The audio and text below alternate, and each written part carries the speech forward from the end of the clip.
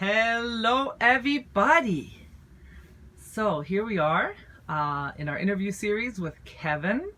And you see we're inside. That's because it was crazy windy today with some gusts up to 55 miles an hour here in Phoenix. It was pretty insane. I thought we were about to have a hurricane. So we decided to come inside to do the video this evening and tell you what happened today, which was the first day after Kevin actually got his CDL. So here we are. Kevin! Oh, if you're interested in stuff like this, feel free to consider hitting our subscribe button because we have lots of informative videos on how to get into trucking, and we're going to take you along on the journey. So Kevin, hey! Yes. Hi. What happened today? Wednesday, March 3rd, 2021. So you have your CDL, you graduated, passed your final test, congratulations, feels good, feels like a big relief, a big weight off your shoulders, all that stress is done, and now the next step is to get a job as a truck driver. What? So I thought it was just to get a diploma to hang on your wall. we had been doing a lot of research, and I filled out a lot of applications and got accepted by a lot of companies. So there are lots of jobs out there. Trucking companies are desperate for drivers, and they will hire you. Yeah. All you have to do is ask, Yeah. and it'll be there. What we found was that a lot of the companies are very similar in what they're offering. You know, the benefits, the cents per mile, the bonuses, the tuition reimbursement, all that sort of stuff. So we realized that we could narrow it down pretty quickly to the ones that are in the forefront. Mm-hmm. Pretty much all offering the same thing. For us, it came down to our personal needs. My wife and I are in our later years. What? And so did you just say that on camera? Oh my God. We're very interested in the medical coverage and benefits and things like that. Younger people would not even worry about stuff like that. They just want to go and get the money. That's projection. So we kind of made our decision based on our personal needs. Also, I want to bring Tanya with me when I go over the road on long haul trips. I don't want to be gone for 2 or 3 weeks and have her just sitting here waiting for me. I'd like her to come along with me because we have fun on the road. We've learned that driving our motorhome all over the country for 3 years. We want to do it together. Yeah. So we chose a company that allows us to go together.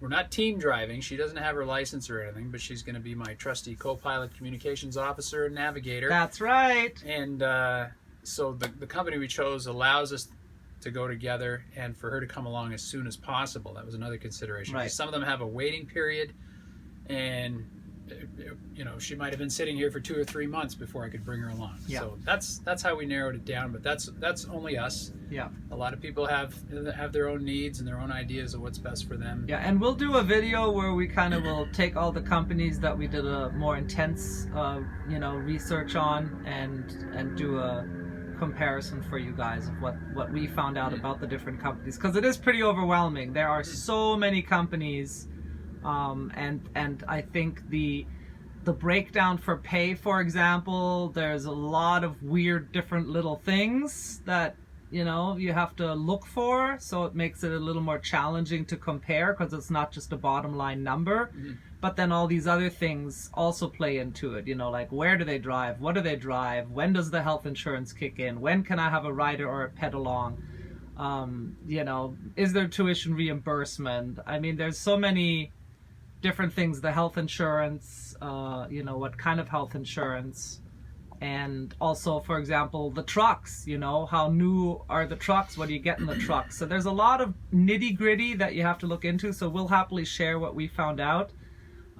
But today we want to talk about the steps that Kevin took without telling you yet which company, right, honey? We're gonna do a big reveal. Mm-hmm. Without. Now, there's so many opportunities and so many niches or avenues that you can go into, whether it's LTL or hazmat or tankers, or there's a long list. Yeah. And it's my plan is to just go over the road for at least 6 months, get that experience and learn about the industry going in that direction. Can you just say what OTR is again, over please? the road, Over long the haul? road. You're gone for 2, 3, 4 weeks. That's If- all 48 lower states. All 48 states. We're hoping to stay more in the West, though.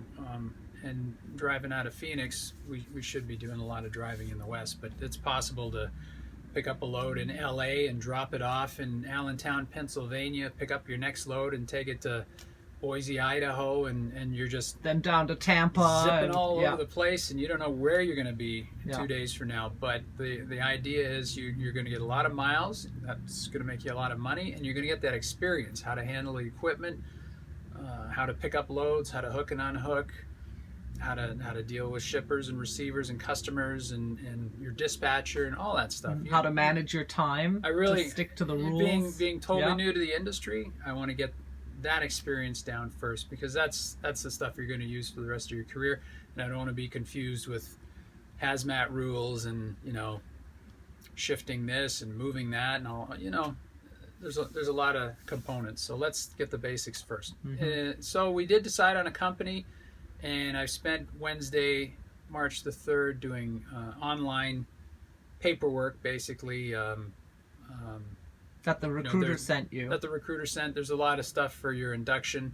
They want to do background checks on you and all that sort of thing. So the one thing you have to do is enroll in the Federal Motor Carrier Safety Association's Clearinghouse. the Yeah. Drug and Alcohol Clearinghouse, it's called. So what that does is put you in the system, and this is regulated now.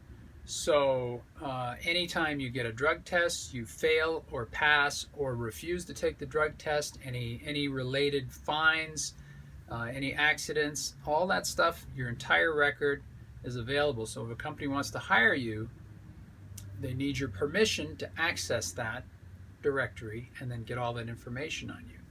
And a lot of the stuff is to prevent unsafe drivers being out there, people with more than one license, people breaking the rules and so on.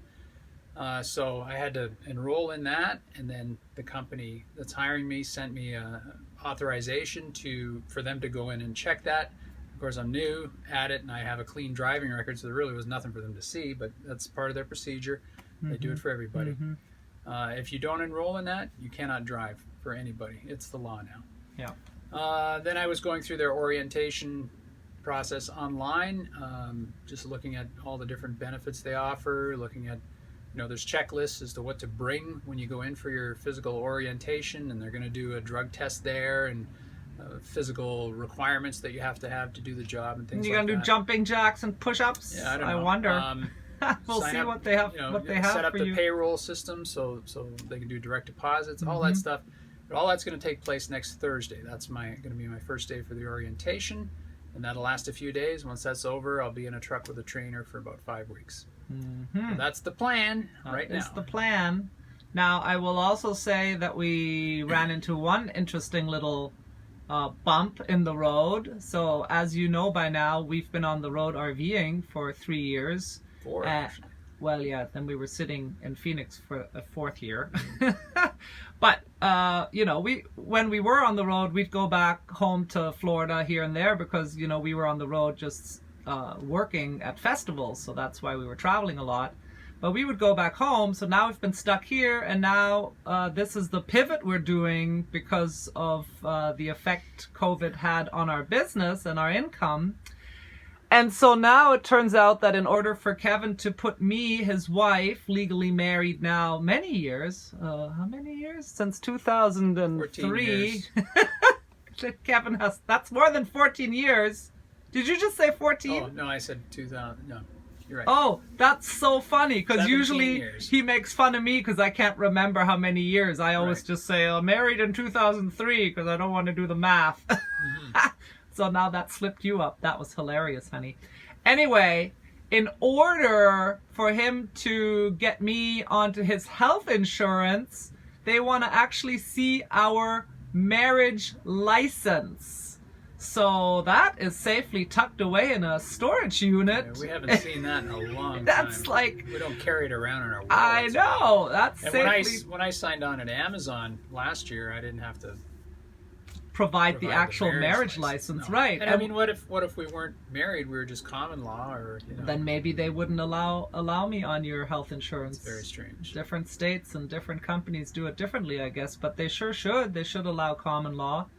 But anyway, and then because we've been self-employed, we needed to submit the front pages of our 1040, and I threw in the 1065 just for fun, just to be sure. Yeah, they do want a work history. They want to know what you've been doing for the last 5 years, who you've been working for, and so on. I worked for Amazon for almost a year, but before that, we were self-employed for 14 years. Yeah, and so they wanted to see that, and of course, on the very front page, it says filing, married, filing jointly. Yep.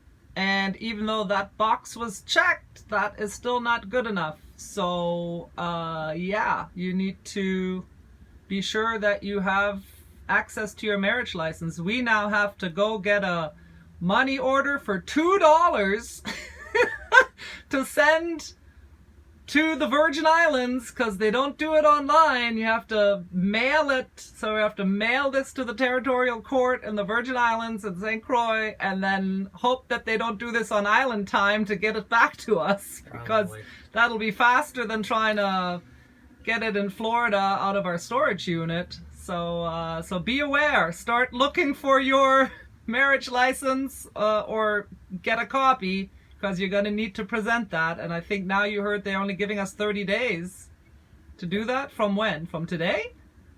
Or 30 Probably days from when? From Thursday next week. Thursday next week, when you're starting with them for orientation. I have 30 days, and then the benefits kick in. So we've got to get that certificate by then. Interesting. All right, so please, people, be aware of that. What other kind of paperwork did you need? You had to show you had a... In 2018, we were in Jekyll Island, Georgia, and we were coming back it was December, just before Christmas, and we were at the RV park there, and we were coming back in the evening. It was already dark, and we came to an intersection, and Kevin rolled through a stop sign. He didn't come to a complete stop. I mean, that stop sign was pretty hidden. But there was a cop sitting right there, so I think it was actually like a location where they were kind of just waiting for people so that they could collect a little money for a good Christmas party. So he had a ticket rolling through a stop sign, and that too, he had to find how much he actually paid for that ticket. They wanted to know that, so we did have that record with us, not our marriage license, but we happened to be able to locate the ticket and the invoice that we paid for that. So, and if you're interested, by the way, that's $150 and a $4 processing fee. So we had to find that information. So yeah, be prepared, to look through some paperwork, because they ask a lot of questions when they're getting ready to hire you. They want to, have confidence in you, because they're going to put you in a big truck. So they need to be, fully informed of all the things. So I heard from my buddy Dan today. His test was at 6:30 in the morning. Oh. He did his final exam at the school, and he passed. The driving test we're talking about. Well, you have your final exam is your vehicle inspection, your yard maneuvers, backing up and so on, and then the road test. 3 parts, and he did really good. He had 8 turns going out on the road for practice rides and training, and in none of those turns did he actually get on the freeway. No interstate or bypass or anything like that. It was all streets. So during the test was his first time on the freeway, and he had a little trouble merging into traffic. Oh, no. But everybody survived, with all their body parts intact, and then he passed. He passed. So he's really happy about that, and relieved about it, and headed back home today, so he can get started on his trucking career. All right. Yeah. And I think I don't think we shared this in a previous video, so maybe for our viewers as well, tell them the little insider trick. Shall I call it a trick? You shared it with Dan, what happened when you were actually taking the exam on the highway, and You have to keep your eye out for signs, you right? have to You read have to read all the signs. You've got to stay alert not only to traffic and what's happening in the truck. You've got to read all the signs. So one of the things is overhead clearance when you're going under a bridge. If it's low clearance, it'll be posted. There'll be a sign somewhere that says, 14 feet 3 inches or 11 feet 6 inches or whatever. And you got to remember your truck is 13 feet 6 inches high. That's the trailer height. Is that a standard? That's standard for box trailers. Okay, so if you're not standard, you would probably know, but your company should tell you. Tankers are usually lower. Oversized loads would go higher, whatever, and then you've got to really plan your route carefully. But for the most part, interstates and highways and things like that. But we in the motorhome, we're 12 foot 6 inches, and we've come across a few situations where we couldn't get under a bridge, and we saw the signs in time, and we're able to. Right. Except once there was no sign. Once there was no sign, and we got to it, and I had to it was a really narrow road, on a very low bridge, and I had to unhook and back up the RV in a field and everything. But yeah. So anyway, since we're on bridges, and once there was a sign, that wasn't true, because we stopped and we're like, oh my God, and got outside, and in the rain, Kevin was about to unhook and stuff, and then we saw a double FedEx truck just barreling across the bridge. Went right through. And we're like, oh, that's weird. Why do they have that sign there? So yeah, you have to definitely stay alert on bridge signs. I've seen a lot of photos online with trucks and RVs that are crushed under bridges. So yeah, so back to you. So it's on the exam. At some point, the guy doing the examination is riding along with you in the truck, and he'll say, hey, we just went under a bridge a couple of seconds ago. Do you know what the height was? And you'd better have an answer. And so I had heard about this, so I was watching and I was reading, and when we got on the interstate, I knew damn well there was going to be a bridge somewhere, so I kept watching. And when he asked me, I couldn't tell. He said, what was the height of that bridge we just went under? I said, well, actually, I was looking, and there was no sign that had the height. There was a little sign with the street, that the bridge is transporting across the highway. You mean the street name? The street name, and there were signs saying what the next exit is, but there was no height sign on that bridge, I'm pretty sure. And he said, that is the correct answer. just to show that you are watching. Right. If there was a sign, I would have told him the exact height that I read off the sign, but the point is, you've got to be looking. Right. And I mentioned that to Dan, and the same thing happened to him. Probably the same bridge, so he was ready. Yeah, so it's a good tip. Remember that. Oh, tip! That's the word I was looking for, not trick. Tip, tip, tip. That's a good one. So be aware. All right. Anything else? What do you think? No, that's it. Okay, so we are actually getting ready. We're going to fly back to Florida to put Kevin's CDL license back into a Florida license, because of course that's our home base, that's where we're from, and so we are not going to keep an Arizona license. So that's another thing you have to consider when you're going to different schools.